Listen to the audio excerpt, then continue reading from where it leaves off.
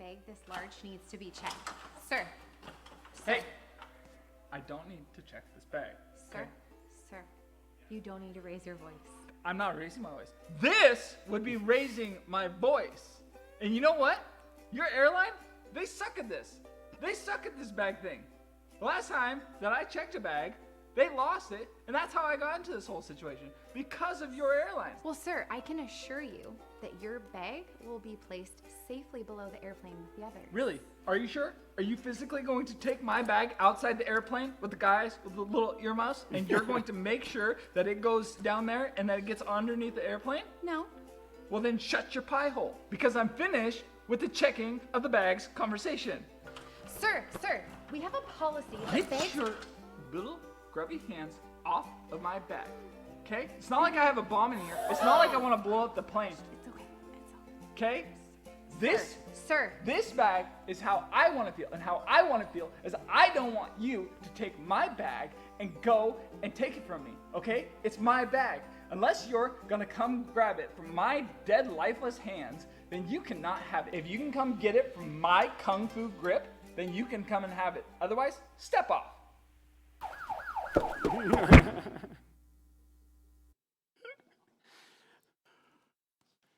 All right, now I think is when I'm supposed to walk out. I jumped the gun a little bit early. I want to make sure everything's working before I get going, because the good news is absolutely nothing here. So it's going to be a very, very short sermon. You guys don't worry, you'll make it to the whatever on time. I don't know if I can do some resurrection magic on this, like maybe Moses. From do I do anything?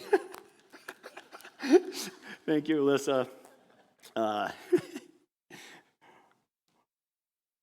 think there's also supposed to be something on the big screens. If it's not going to work at all, guys, don't worry. I will make this work. But I just don't want to be saying one thing and then you guys find out that wasn't what I was supposed to be saying because Pete fixes the thing halfway through.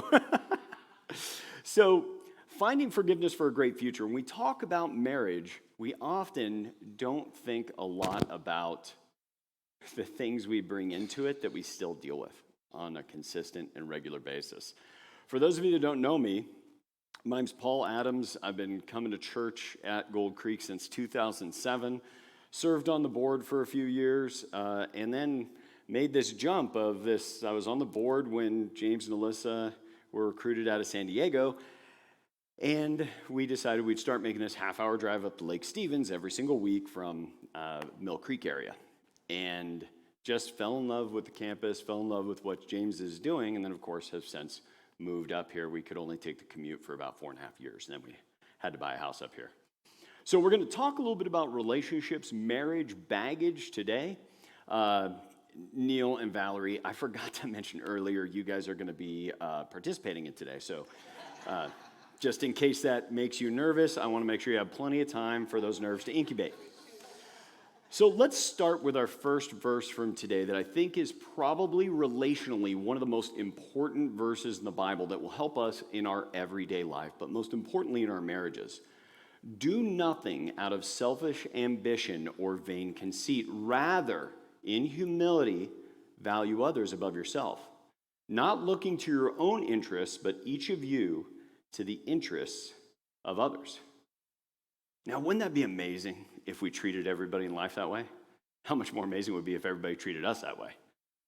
Or if we treated our spouse that way? Now, this is a good time for me to give you a little bit of warning about our message today. Hopefully you guys all got the email. There's going to be a little PG-13-ish going on. I'll do my best for little ears. So, but it would be a good idea to go play with the kids so you're not permanently scarred and bringing baggage with you into the future. But we're going to talk a little bit about how our past gets in the way. So if we can, let's go ahead and kick over to our first piece of baggage. Neil, Valerie, could I have you guys stand up? You may want to set your stuff down here for a moment. Neil, I hope you brought your strength with you today. Because when we come into a relationship, better come over here so the online people can see you.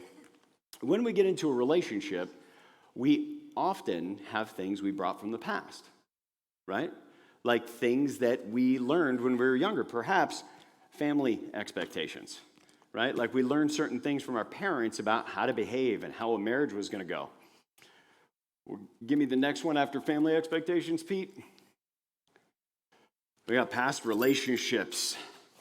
Yeah, those past relationships can kind of clog us up, and we're thinking about how that spouse acted in the past, or girlfriend or boyfriend.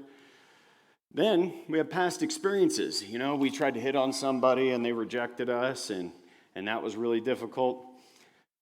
Then, as time goes on, we continue to accumulate, because we also end up with friends, family members that are misinformed stakeholders in our marriage, and we don't know what to do. Then, Neil, would you please turn to your wife? And then he asks himself, why don't we feel close? Why do I feel like she doesn't love me? Go ahead and try to hug him. It's like, why can't I feel close to the people I love? And then if we were being really authentic about how most marriages end up working, Valerie would have an equal stack. And we wonder why it is we end up not being able to be as close, or perhaps that past, that baggage gets in the way of what we want to do in the future. Thank you, sir. You guys were both great. Let's give them a round of applause. You see, those little things like that misinformed stakeholder might be a friend of yours that you're like, oh, I'm having this trouble with my spouse. And they're like, oh, you know what I saw on YouTube? You ought to do about that, right? Or what my uncle did once. And by the way, if anybody tells you the story about their uncle and what they did in their relationship, ask if that uncle's still married. It's important. But all of that will lead to emotional fatigue. Right? That emotional fatigue of like, why do I not feel close? Why is my spouse distant? Why does this happen? All of those things leave people tired and wanting to give up. Now, something that's not often talked about, and I mean this for men especially. One other disclaimer. I'm sorry. In advance, sorry for offending you. Because that's my job. If I said something you already knew and agreed with, there'd be no reason for you to have driven over here today. So when you get agitated about some of the things that are going to come out of my mouth, just be like, man, Paul nailed it. He said he was going to do that, and then feel good about it, okay? So, you see, like me and my relationship with my spouse was really easy for me, for about 10 and a half years. You see, I was a hard-driven business guy. I would work long hours. I was never late for meetings. I didn't miss a commitment. If you sent me an email, it was responded to by one of my staff the same day. I was one of the most rigorous individuals you would meet. In fact, one day I was known so much this way that when I moved to Southern California, I had to go down to LA to meet with March of Dimes, and I was driving back, and I was 2 hours late because I had no idea about Southern California traffic. It lived in legend for a month and a half in that company. You see, the thing I realized is I was so good at being right that the one time I slipped up, everybody wanted to razz me. Now that rigorous, that enormously self-critical way I looked at myself, that was one of the biggest bags I brought with me. Because I got and started my business when I was like 18. And so when you're younger than everybody else and you're in the financial business, you can't look like anybody else your age. You can't act like anybody else your age. You see, I had this amazingly high standard I held all the time. And guess who inherited some of that? It was my wife. You see, I was just talking to her the other day, and there was this one point we went out to dinner with some clients of mine who are pretty well-to-do, and I was doing already like top 1% income when I was in my early 20s. And she went to the bathroom with anxiety. And I thought it was because she was intimidated by the clients. I just found out last week she was intimidated by me and how I would respond if she didn't hold that same standard with them. See, I had no idea I was producing this for my wife. So, For any of us, you might identify in this conversation one of your pieces of baggage, one of the things that you bring in. And I would encourage you in the rest of this conversation today that you focus on yours. It's very easy to be like, oh yeah, my wife, she's got that one for sure. Ignore that. Which ones are you bringing? So how do we move forward to a great future? Well, first you have to confront that baggage. See, I went to a sushi dinner with my wife about 10 and a half years into our marriage. And we're eating and driving over there and everything's good. It's a great sushi place we both liked. And after we're kind of socializing, we made our order for dinner. And she says, how do you think we're doing? I was like, man, I feel like we're doing great. We just got back from that trip. We're thinking about doing this other thing. And, the kids are healthy. And she says, why don't you ask me how you think we're doing? Or how I think we're doing. I was like, oh yeah, how do you think we're doing? She says, it's real bad. It's real bad. Like, so bad that I took you out to dinner and talked to you about it. Because I don't want to deal with that part of you if I told you in our home. You see, I would be critical, condescending, all that, and that, not all the time. But it was bad enough when I was that it left this wound for my wife. And see, I had no idea how to fix it. My wife would say things to me like, how can you just go from 0 to 100 like that? Well, as Bill Burr, for those of you that know the stand-up comedian, I would say what he said in one of his acts. Have you met me? I'm idling at 90. I've just done enough and been a good enough Christian, done enough self-development stuff that I know not to act like this 100% of the time, but inside all the time. Like, I didn't enjoy going to restaurants. You know why? I would find 25 things that guy was doing wrong running his restaurant that would increase his profit margins by 5 to 10% if he just would listen to someone like me. Now, there was no ego at all, I'm sure, but you get what I'm saying. Like, I was constantly in that mode. And I didn't know how to fix it. That began the process of counseling, books, and now thinking back, about a year and a half prior to that, my wife was reading all kinds of marriage books. I've never seen her pray so much in my life, writing in a journal, and asking me to read some of those same books. I'll tell you more in a minute. Let's hit our next verse. We reject all shameful deeds and underhanded methods. We don't try to trick anyone or distort the word of God. We tell the truth before God, and all who are honest know this. You see, what we have to do is embrace reality with our own baggage. Like, not only could I not embrace reality around, I didn't even know that was a problem. And in fact, one of the books that she gave me was, I think, called Love and Intimacy. I don't know who the author is. I didn't read the whole book. I got to one paragraph that started to change it for me because I didn't know how to fix it. We were doing the counseling sessions, but they really just became a place where Kristen could share the things that I could improve on that she didn't feel comfortable sharing with me when it was just me and her. This is terrible. But I had no idea. No idea what she was experiencing. And when I read this book, Love and Intimacy, one of the things it talked about is, you know how with men, we're like, well, why don't you just tell us? I mean, if you want me to do that thing, just tell me. If you're upset, just tell me.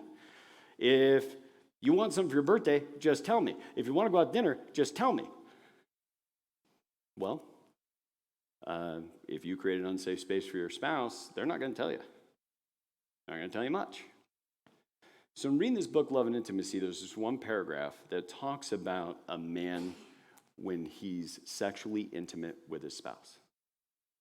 Or, before they're married, too. It's the same function. I realized I was aware of every part of her when we're intimate. How's she breathing? Was that a wince or a tremor? every bead of sweat, every breath, every sound, because I'm wanting to satisfy her sexually. And when I read that, what hit me like a ton of bricks is that I actually have this skill to be able to understand what my wife's going through. I just wasn't using it because I used it in the bedroom. I just didn't use it anywhere else. That's the place where I would have put a really, really good joke if I could have thought of one. So if you guys would just laugh with me a little bit. Thank you. Release a little tension on that one. Let's hit our next verse.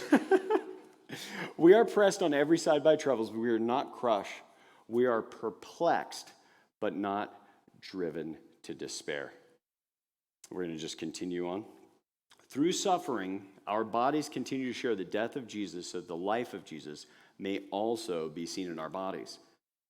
You see, what we have to do is talking about our bodies is we have to choose both emotional and physical intimacy.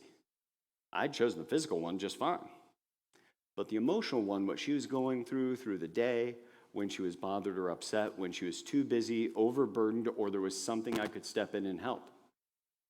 You know what my reason was for not doing any dishes? You never asked. Do you think maybe over 10 and a half years there were a few times that I could have picked up on some body language? Maybe a tone of voice, and I could have done a dish. But I didn't. In fact, when I think back, God designed marriage that what we would do is grow together. And not growing at the same time, but growing closer with one another over time. Now, to make this matter even worse, or what it was like for me to realize this, think about the fact of what I said to my wife when we were dating. I said, I don't even think it matters who I marry. She had a similar shocked look on her face as all of you. But the reason I said that is that whoever I marry today will not be the same person in 10 years.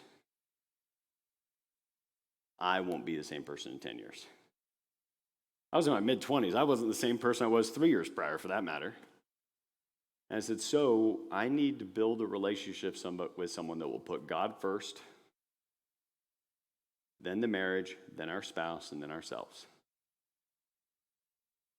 And yet I was that big of a tool for that long. It's amazing.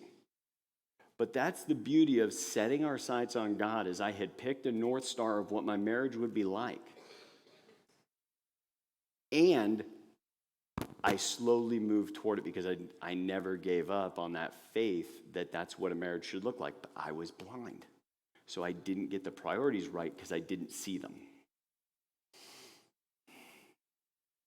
You see, if we don't meld together, if we're not doing things intentionally to grow together, then the rifts will expose themselves.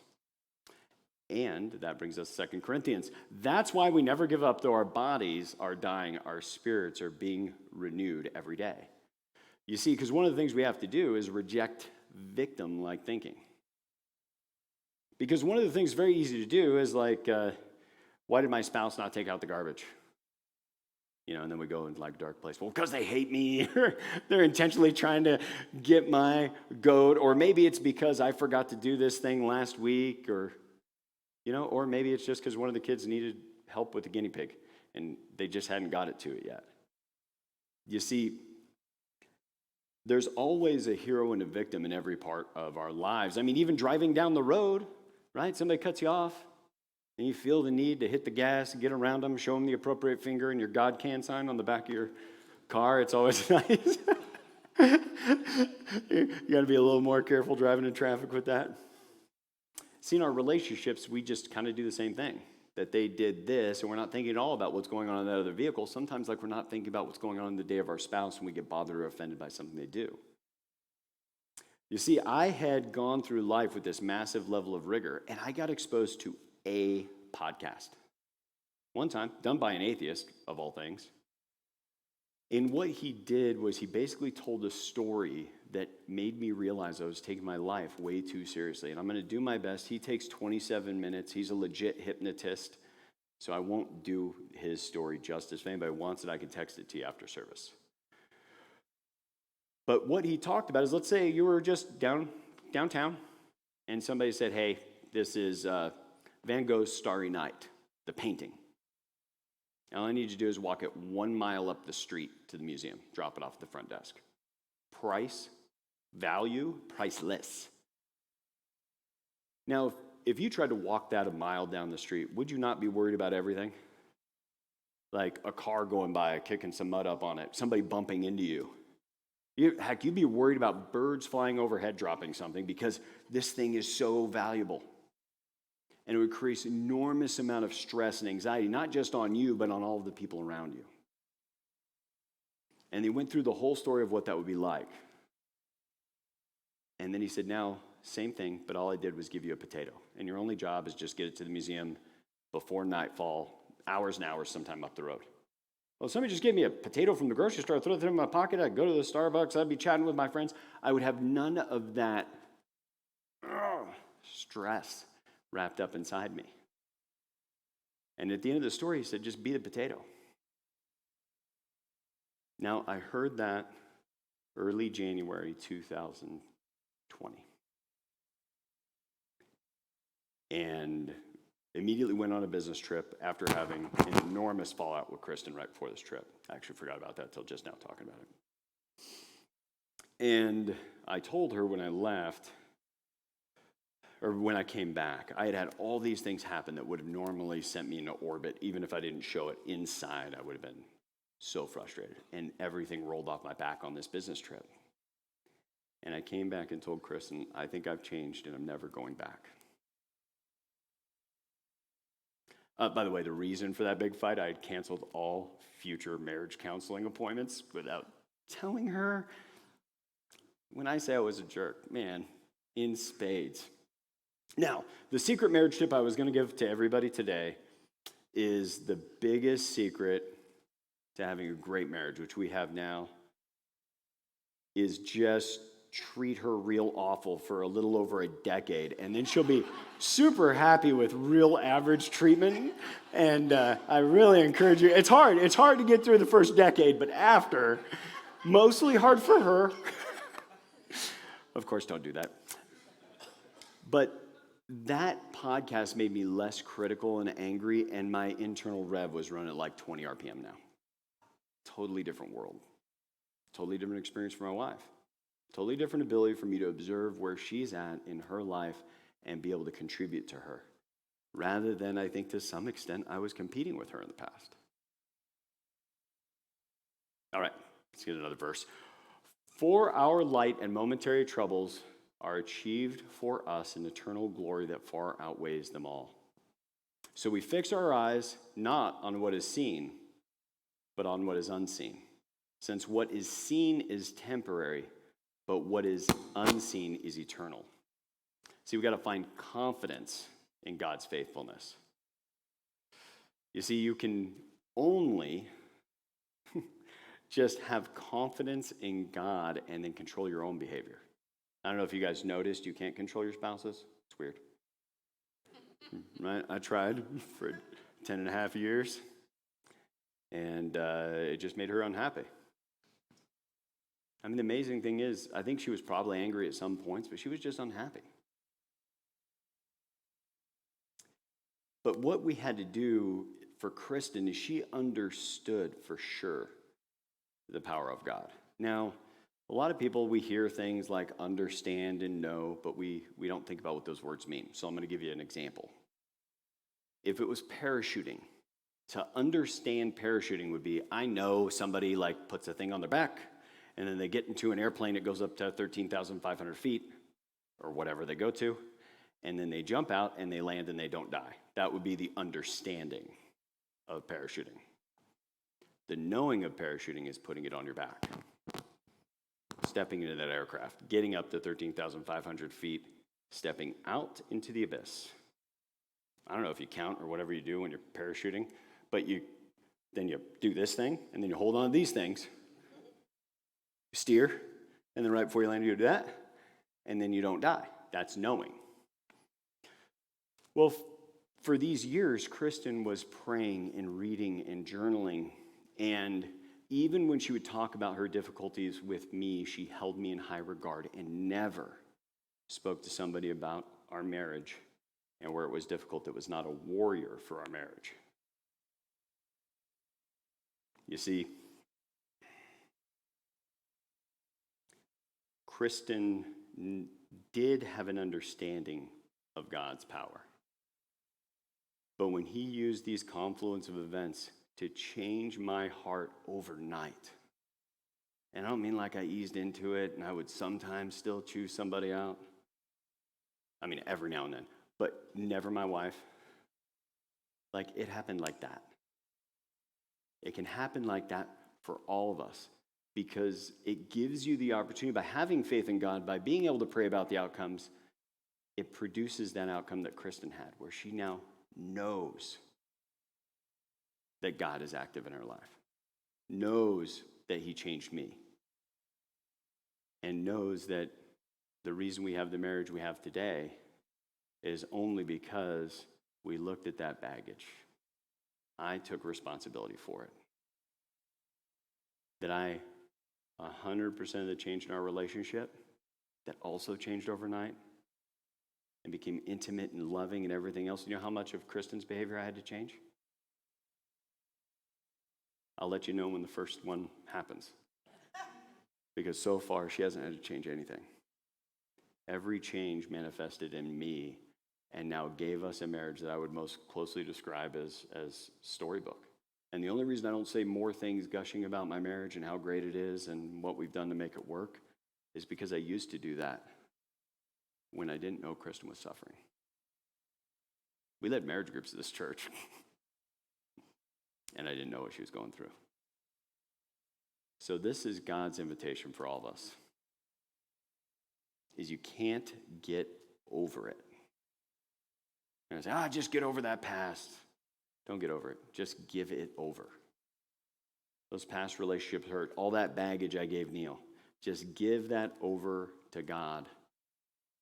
Because 2 Corinthians says, God made him who had no sin to be sin for us, so that in him we might become the righteousness of God. Now let's just put that last slide back up.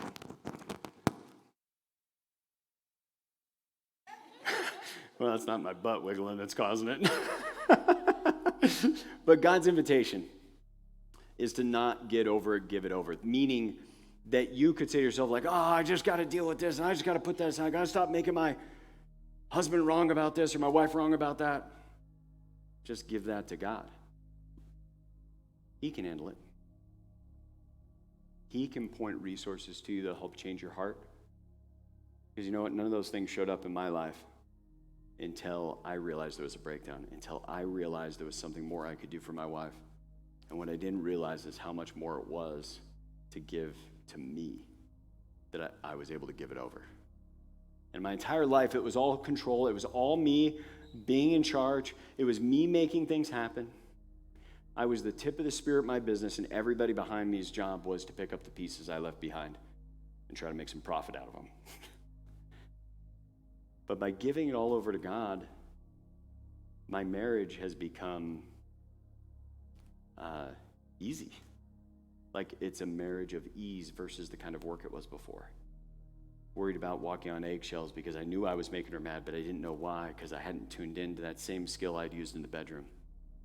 And so men and women, take that opportunity to take that baggage in, hand it over to God, and hand over to the God the part of the baggage that your spouse may have that's in your way, and pray that they get the opportunity to get the other side of it without you having to do it.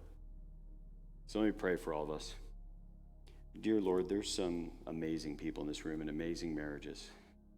And I know that you have the opportunity in these relationships to be able to help people become closer together as a married couple and get the opportunity that all of us improve our relationships such that they would say to the people in this room, you're different. Why are you the way you are? Why is it you get along so well with people? Why is it you care for people the way you do? And we'll get a chance to say, because our Father in heaven taught us how. As we go in this next week, Lord, just give the opportunity for people to talk about church. Give the opportunity to talk about faith. And give the opportunity for everyone in this room to go a level deeper with their spouse, simply because they handed their baggage to you, allowing them a close embrace with the one they'll spend the rest of their life with. In your name we pray. Amen. Now this is where you applaud. Sorry, guys, I just want every church service to end with applause, so I figured maybe we get it going while I'm up here. You guys have a great week.